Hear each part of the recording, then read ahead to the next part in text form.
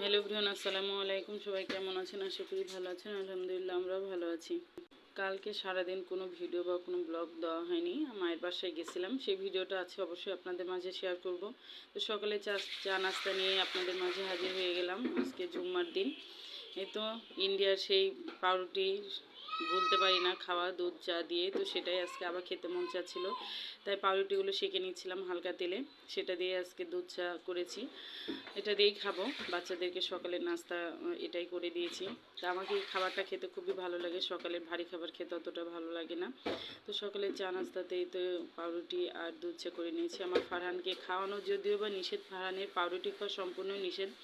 তারপরে সকালে এটা করে অভ্যস্ত হয়ে গেছে, তারপরেও চেষ্টা করছি পরিবর্তন করার, ফারহানকে এগুলো নিষেধ যেটা সেটা নিষেধ খাওয়ানোর। তো দেখা যাক কতদূর কী হয়। আপনারা কেমন আছেন অবশ্যই কমেন্টে জানাবেন, আর আমার ভিডিও যদি ভালো লাগে অবশ্যই কমেন্ট করে জানাবেন। সবাই ভালো থাকবেন, সুস্থ থাকবেন। আল্লাহ হাফেজ।